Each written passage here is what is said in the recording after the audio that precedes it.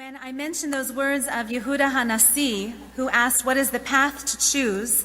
And his answer was, choose the path that honors the person who follows it, and choose the path that is beautiful in the eyes of others. He went on to say something I didn't yet share. Still in the same Mishnah, he teaches, be as meticulous in the observance of a minor mitzvah as a major one. For you never know the reward that will come from each mitzvah. So our president, Joan Garson, pays close attention. She is meticulous in the observance of a minor mitzvah and in a major mitzvah. And maybe that's what it takes to be president of our congregation at such a pivotal moment in our history. So it is my pleasure to call Joan forward to teach a little Torah. Shabbat Shalom. And before I begin my remarks, I would like to give a warm mazel tov to Olivia and to her parents, Gordon and Sharon. What a lovely job you did. And thank you for your insight about Toldot, which I will now admit has always puzzled me. How is it possible that Isaac thought the skin of a kid was the hairy arm of his son Esau? They simply couldn't feel enough alike to fool a father. When I was young, I wrote it off to the fact that people in the Bible were different than you and me. But I was troubled. As I prepared my remarks for this morning, I found that something I had been afraid to articulate had in fact been suggested by others. Perhaps Isaac hadn't been fooled at all. Rabbi Plaut suggests throughout the episode he is subconsciously aware of Jacob's identity. I think Isaac knew which of his sons would be better for the complex, multifaceted, demanding job of building the future for his descendants. Again, Rabbi Plaut. In his heart, he has long known that Esau cannot carry the burden of Abraham, and that instead his quiet and complicated younger son must be chosen.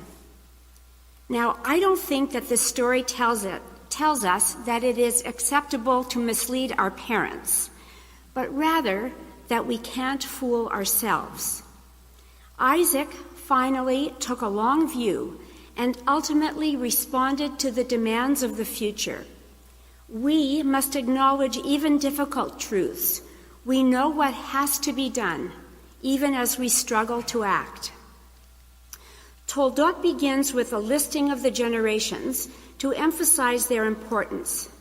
The fact that this is our 160th anniversary year, as we are welcoming so many new young families into our community, creates an awareness of both our history and the needs of our future. And this is happening just as we are filled with a sense of our ability to meet successfully the many challenges we face. This is a magical moment for our community. The need for more welcome and warmth has been a key focus at Holy Blossom over the last 2 years, and it has worked. We all know that Holy Blossom over the last 2 years changed its culture in subtle but real ways. Holy Blossom has a compelling history of responding creatively to the future. Read the wonderful history at the back of our prayer book. So while working to engage our community one by one, leadership at Holy Blossom has once again courageously addressed the future. The role of leadership in our community at this time is to do both, to meet the needs of the present and prepare creatively and boldly for the future. And as I discussed at the AGM, to do this guided by our community's shared values. I want to talk to you this morning about 3 things. First, the nature of leadership at Holy Blossom. Second, an assessment of our shared present.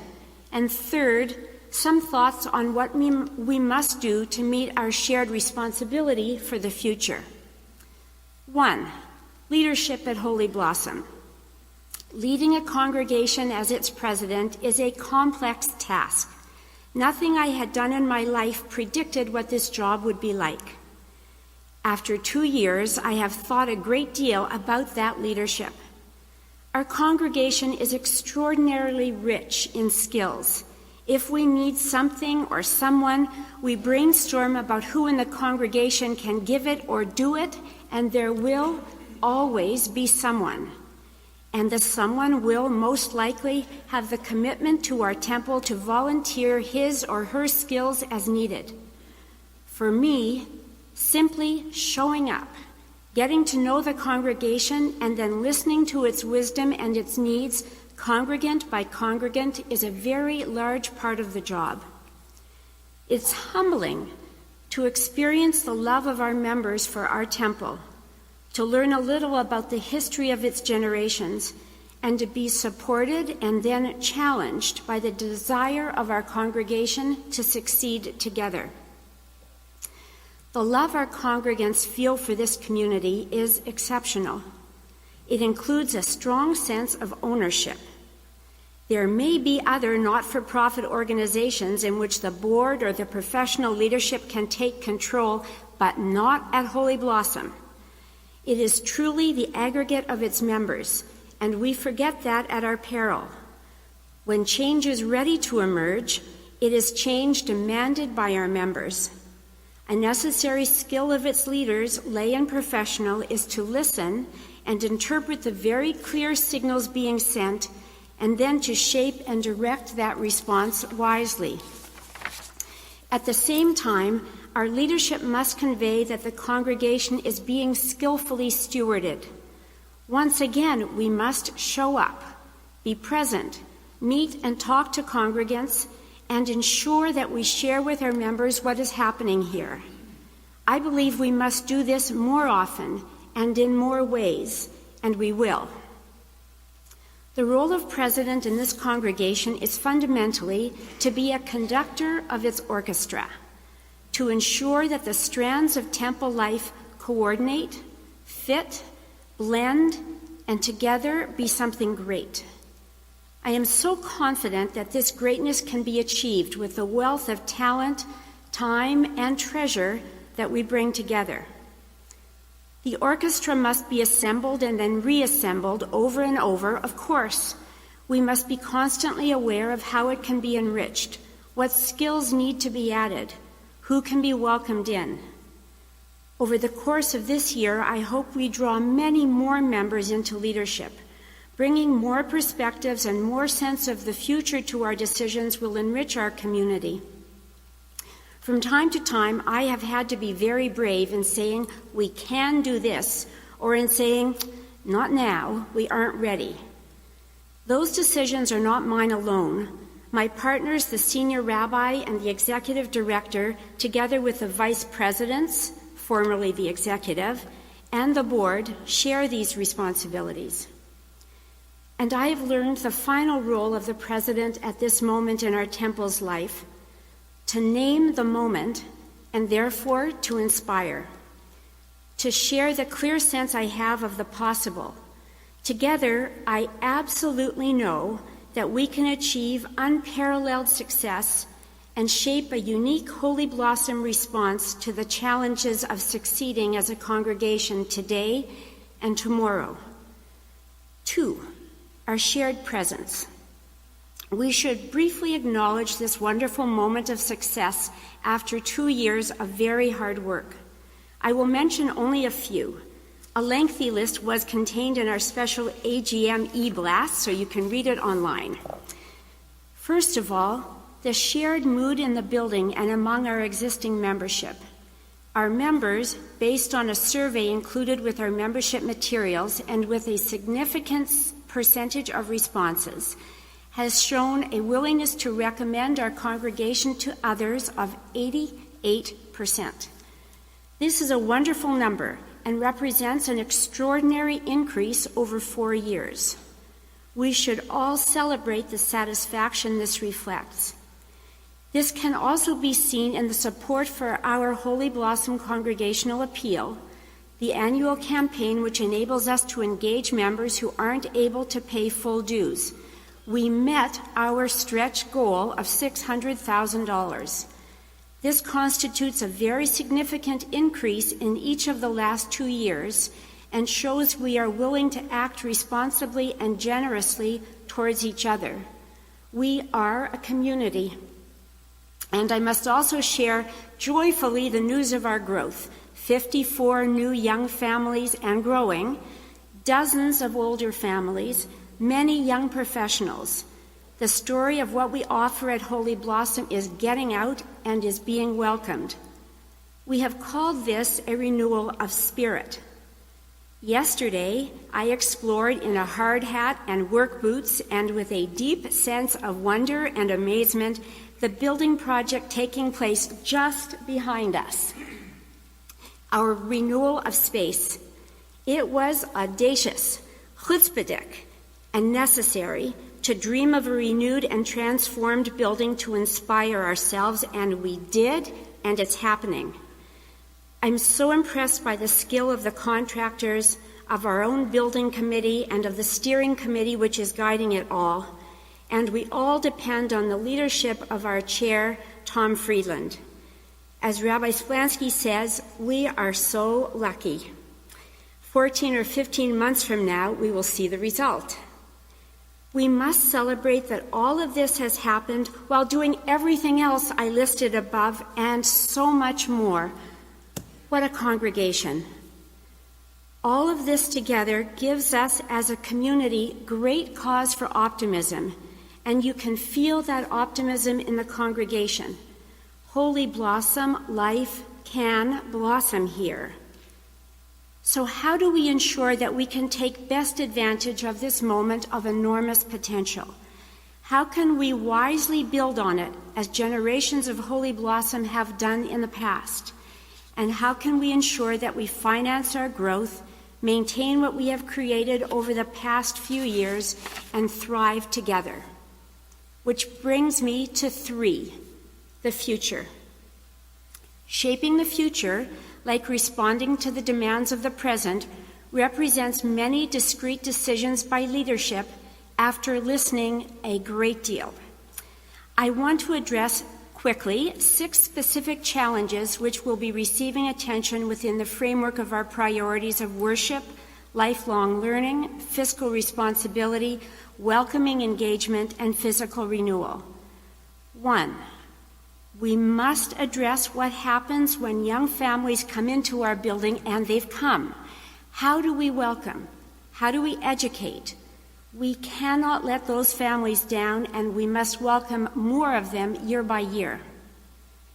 2, we must ensure the building will sing with activity, with worship, with study, with community, with joy.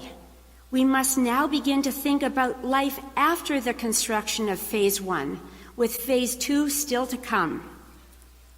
3, we must respond to the needs of a changing Jewish community. When we talk of inclusion, and we are talking, how do we do that wisely? How do we reshape our congregation to welcome and respond to the range of needs of families in many configurations?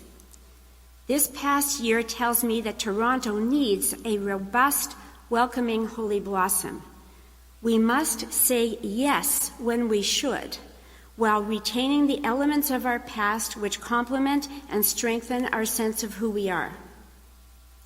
4, we can never forget that our congregation stands on a firm footing with the confidence to take risks because of our committed, long-time congregants. We will be thinking very hard about how to enrich and engage not only young families, but our existing and our older members. 5, we must do more to get this story out. We must tell in many, many ways what we are doing here, about our success to date and our extraordinary potential. People will want to be with us, and we want them to join us. We are re-envisioning our lives together while undertaking the largest synagogue project ever in Canada. That is a story. And finally, We must rebuild and build the systems, structures, and frameworks which we need to strengthen our temple. We will have to take care of our new building to ensure we can thrive in it while maintaining it for the children we see in our halls and for their children. We must treat our staff respectfully and thoughtfully in ways which respect our values. We must ensure we deploy our resources to reflect our congregational priorities and bring fresh insight day by day. So my conclusions. I am keenly aware that our leadership has had impact over the past 2 years in so many directions all at once because our congregation was profoundly ready for this moment. Our energy, commitment, love for our community, desire to build for the future has culminated in and created our ability to move forward together. Building on this moment depends not simply or only on our leadership, but also on our congregation continuing to rise to this moment of responsibility, inviting in friends and young families, welcoming each other, supporting our renewal, sharing more deeply in the many dimensions of life at Holy Blossom, and contributing financially to enable our renewal project to be completed and our congregation to meet its responsibilities to the generations which will follow. I want to thank my husband David for his patience with the demands of showing up as I have experienced them. He has been a loving and wise counselor to me and a patient listener. He has expressed his love for our community unceasingly. I read his remarks on being installed as president 14 years ago, 2 days ago. He has been, my husband David, a leader here for a long time, and in that time we have changed so much, but we are still the same community. Thank you, sweetheart. Mamash toda to Rabbi Splansky and to Russ.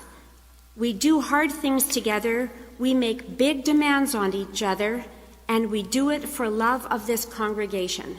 Thank you, my dear friends. I want to thank everyone involved in selecting our leadership and to admire, appreciate, and welcome the people who have stepped up and who will in the future appear to do the work of leading. I know there will be many more as the generational roles are passed on.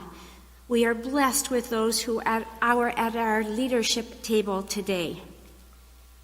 Our parsha begins with the words, Ve'ela toldot. These are the generations. Rabbi Nancy Weiner considered the listing of the names of the generations at the beginning of the parsha and imagined that our names were listed there. She wrote, "Time will tell whether we will be just a name or whether we will have a story attached to our name. Sooner than we'd all like to believe, we will join the ranks of our ancestors, and the legacy we leave will be determined by what we did yesterday, what we do today, and what we will do tomorrow. Each of our names is not separate. They are joined in this Kehillah Kedosha. Let us all shape our future at Holy Blossom together. Do what we know together we must do, what we have been chosen by this moment in our history to do." Shabbat Shalom.